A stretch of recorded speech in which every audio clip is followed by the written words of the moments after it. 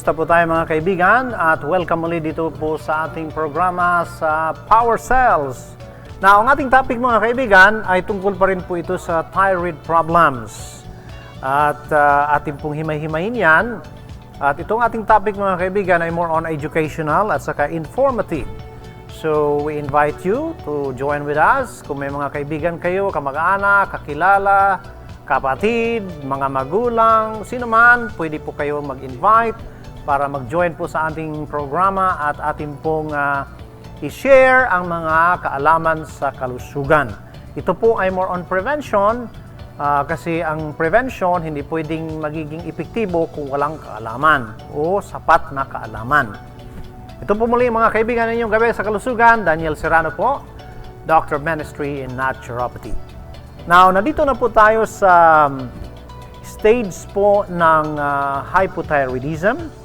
Now, first of all, atin pong tingnan ang difference between hyper at saka hypothyroidism. Yan ha, mga kaibigan. First, kapag nagkaroon tayo ng hyperthyroidism, ano po ang symptoms noon? Okay? Pag medyo lumalala na po yung ating hyperthyroidism, magkakaroon tayo ng problema sa pagtulog. Hirap matulog. Okay? Kahit mga araw na ang lilipas, problema talaga.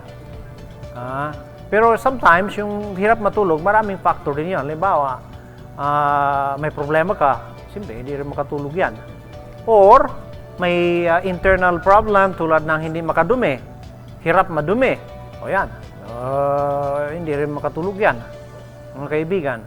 Pero kung okay lahat, walang problema, maayos ang pagdumi, hindi rin makatulog, wala namang kape, so ang ibig sabihin yan, it is more likely na there is some development in the thyroid gland of hyperthyroidism, mga kaibigan. So ganyan mga kaibigan. So usually kapag may hyperthyroidism, magkakaroon tayo ng pag-lose ng weight. Okay?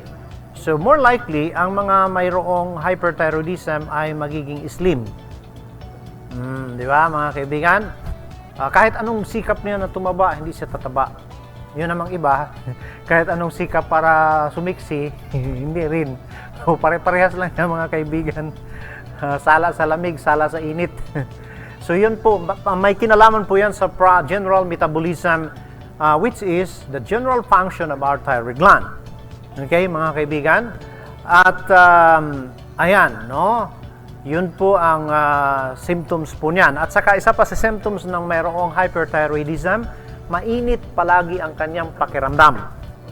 Kahit sa iba ay malamig na, sa kanya mainit pa rin. Ayan ha, mga kaibigan. So in this case, the burning of calories in a person developing of this hyperthyroidism is more faster than normal. Kaya yun yung dahilan kung bakit mag-lose weight siya. Okay, mga kaibigan. O, dito naman po tayo sa hypothyroidism. Hypothyroidism is quite the opposite. No, mga kaibigan. It slows down our metabolism. Ang isa sa mga symptoms dito ay antukin ka naman. Opposite talaga eh. Mahilig matulog kahit ilang oras, sige tulog. Yun namang may hyper, naku, ang hirap makatulog. Swerte na akong makatulog ng 8 na oras sa isang gabi. Yan mga kaibigan. So yan po ang nangyayari. Usually, because the metabolism is getting slower in a case of hypothyroidism, more weight ang mag-gain niya. Kaya mag-increase yan ng weight hanggang magiging obese. Mga kaibigan. So, to control our weight is not only to deal with the weight itself, but to deal also with the thyroid gland. Kasi naging stubborn ang obesity. Maging stubborn yan. Ano yung stubborn? Matigas ba? Mahirap makinig. Bakit?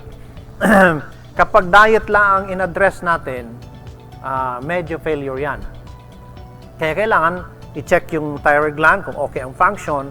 Pag okay ang function, mag-cooperate yung katawan mo. Yung metabolism, mag-cooperate yan. Pero kung hindi, doon lang tayo sa weight, maaaring hindi makikooperate yan. Kaya more likely, ang weight ng isang babae o lalaki, magkaroon man ng kunting difference no, during the time of the weight control regiment, after the regiment, ay babalik uli. Minsan na, mag-over pa. Kasi gutom eh. Ayan mga kaibigan ha. So yun po ang nangyayari po sa mga mayroon po nito. No? Then, dahil sa nag-slow ang metabolism, ang nangyayari po, more stored of glycogen from the glucose, no, na kinain. Pagkatapos, more conversion of fats, kaya mag-increase talaga ang weight, pati waistline, maglaki din yan. So yun na, mga kaibigan, hanggang magkakaroon ng more negative effect like hypertension, yan, magkaroon na ng cardiovascular problem, minsan magkakaroon ng problema sa puso. Ganon din naman sa may hyperthyroidism, ang tibok ng puso ay mabilis naman. Pero usually, sa mga hypo, magkakaroon lang po ng maraming taba sa dugo.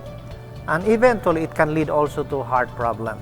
So yun mga kaibigan, ang situation where there is hyper or hypothyroidism. So hindi pwedeng isatabihan kasi may kinalaman yan sa mga chronic problem na pwedeng mag-develop sa isang tao. Kasama na po diyan diabetes, cardiovascular disease, yung mga ganyan, mga kaibigan. Okay, so yun po mga kaibigan. Now, dito,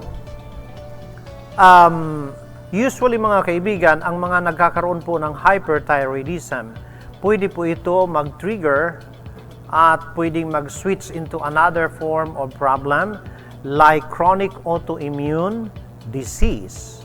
Ang tawag niyan ay thyroiditis or Hashimoto's disease, mga kaibigan. So this is the condition where the thyroid gland have abnormal function at nag-switch into autoimmune disease. Ang ibig sabihin yan, yung immune system umaatake na sa thyroid gland, sinisira na niya ang thyroid gland. So, that is not good, mga kaibigan. Something is wrong in the body. Kaya, yan po ang nangyayari. Now, Hashimoto's can start with hyperthyroid phase. So, dito mga kaibigan. Now, remember, Hashimoto is linked to autoimmune disease, mga kaibigan. This is due to release of stored hormone from an inflamed gland. So, yung gland mo, mamaga yan. Kaya sa katagalan yan, lalo na kapag nag-accumulate yung mga substances that are very irritating, the immune system will start to attack this problem, including your thyroid gland. Kaya nagkakaroon po ng Hashimoto thyroiditis, mga kaibigan. So, dito nagkakaproblema, no? Kaya, nalaki na ang leeg, no? Hanggang ma-develop po yung Graves' disease, mga kaibigan. Okay?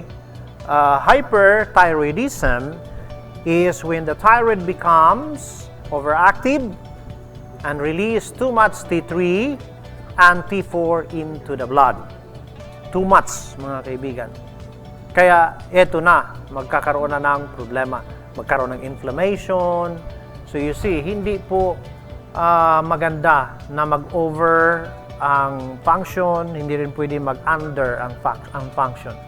So kailangan nasa tama lang talaga. So you see, we are created by God fearfully and wonderfully. Ganun talaga, mga kaibigan.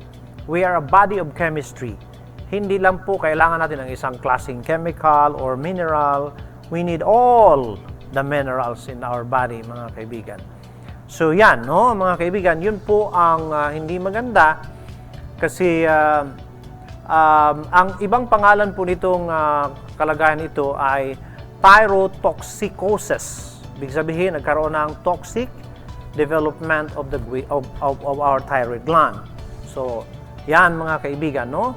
A person with too much circulating thyroid hormone finds they are living with a metabolism that is continually rev up. Ibig sabihin, sobra, mga kaibigan. Kaya the person notices weight loss despite an increased appetite, magana man kumain, pero mag-weight loss pa rin siya. Magkaroon siya ng symptoms like nervousness, agitation, madaling magalit, madaling mag-init, mahirap mong pakisamahan, moody, yan ha, mga pangga, mga sir, mga ma'am, ganyan po yan. At saka, anxiety. Halimbawa, nervousness, minsan excited, minsan madada, mamaya-maya, hindi mo makausap. Yan na, moody. Minsan sabi, magbiro ka daw sa lasing, wag lang sa bagong gising. So yan, mga kaibigan. So, ito yung mga symptoms ng hyperthyroidism, mga kaibigan, ha? Andyan yung nervousness, relax, sabihin, relax. Paano mag-relax na itong thyroid gland nag-overreact, mga kaibigan. Then, madaling magalit. Kaya, mga kaibigan, pati personality natin masisira dito.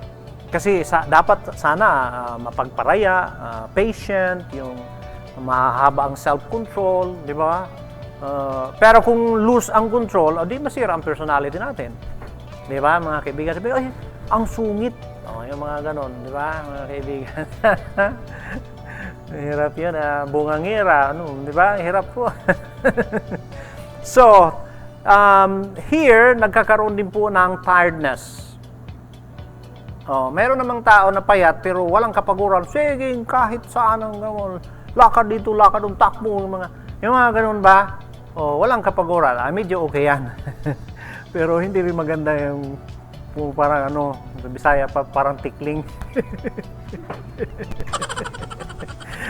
So, yan. Nakakaranas po ng pagkapagod. Okay? Then, rapid pulse. Mabilis na pulso. Or, tibok ng puso. Ako, makikita mo yung dibdib niya gumagalaw. Usually, it is a symptoms of hyperthyroidism, mga kaibigan. Now, kapag lumalala po yan, ayan, magkakaroon tayo ng Graves' disease. Ano yung Graves' disease? Maglisik yung mata mo, magsiga. Alam po ninyo, pahirap talaga yan. Bakit po? Halimbawa, may gwapa diyan. Gwapa ha? Gwapa talaga. As in gwapa. Pag nag-develop po itong Graves' disease, masira talagang kagwapahan niya. Magsiga man ang mata. Kawawa talaga, mga kaibigan, no? Kaya hanggat maaari, kailangan na earlier makontrol yan, ha, mga kaibigan? Now, take note, isa sa mga dahilan yan, sobrang intake of iodine. Lalo na diyan sa iodized salt.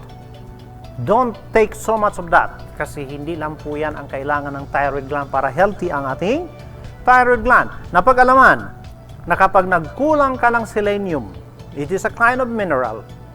Okay? Wala ka halos selenium sa katawan mo. Mayroon kang iodine. Now, the metabolism or the byproduct of metabolism of this potassium iodide in table salt creates lots and lots of toxin.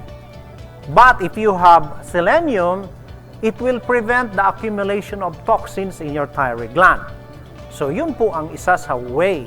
Kaya kapag na-ignore po ang ibang mga mineral, that is a big problem, mga kaibigan. Okay? So, we want to deal that with a more intelligent way, mga kaibigan. So, we advise, mag-take ka ng mga minerals. Hindi lang isa, dalawa, lahat na para kumpleto. Okay, mga kaibigan? At yan po ang kaalaman na galing sa Panginoon na kailangan natin i-treasure to take care of ourselves because God has given us this responsibility as a steward of our own body. So, ano ba ang may tutulog dito sa Power Cells, mga kaibigan? Kasi ang dami ngayon mga challenges, no? Daming sakit. Marami na nga, dagdagan pa. Tapos wala pang cure. Pagkahirap, mga kaibigan. Parehas lang yan sa ito, may dagdag tayong kalaban. Sino yan? Si COVID-19. Anong bala para diyan, sir? Wala. Ha?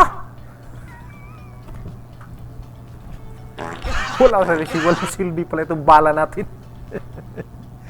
Hindi, masigit pa pala tayo sa kawawang cowboy. May baril, walang bala. May bulsa, wala pera. So yan mga kaibigan, no? Ito yung hirap sa mundo natin. Daming sakit ngayon na walang cure. Diabetes, walang cure. Dami, mga kaibigan. Now, kailangan natin more on prevention.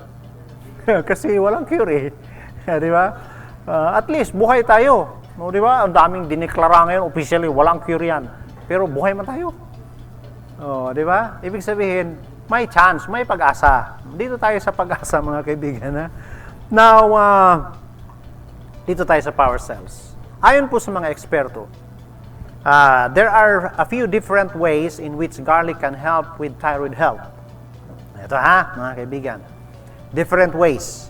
First of all, many people with these conditions, thyroid problem, have problems with cardiovascular health. Yan. Those with hypothyroid conditions frequently have elevated cholesterol levels and triglycerides. Ito yung mga susceptibility na nangyayari sa mga mayroong hypothyroidism.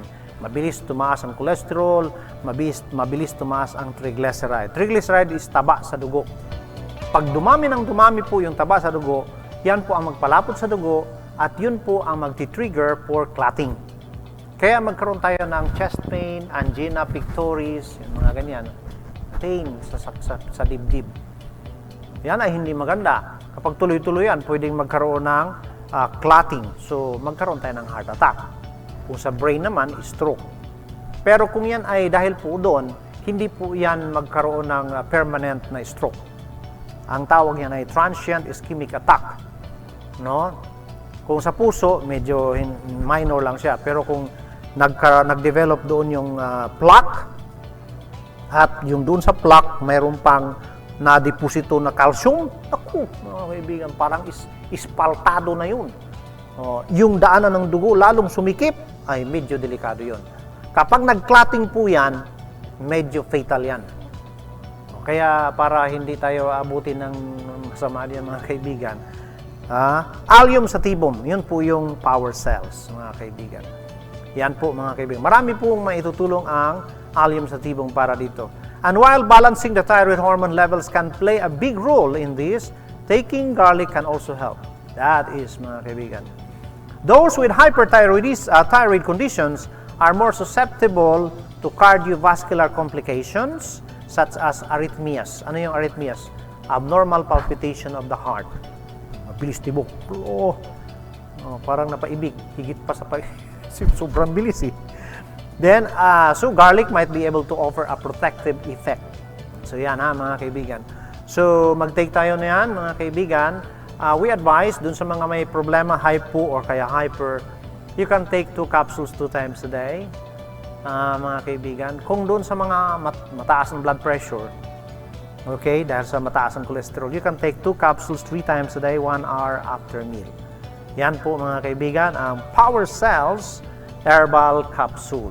Ang ating pong Power Cell Herbal Capsule ay ma-avail po natin yan sa ating mga outlet tulad ng South Star Drug, Mercury Drug, Rose Pharmacy, Watson Pharmacy, the Generics Pharmacy, the Brigada Pharmacy, at sa lahat ng ating Brigada Health and Wellness Centers nationwide, mga kaibigan.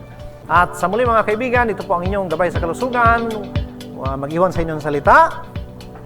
Eat your food as your medicines. Otherwise, you will eat your medicines as your food.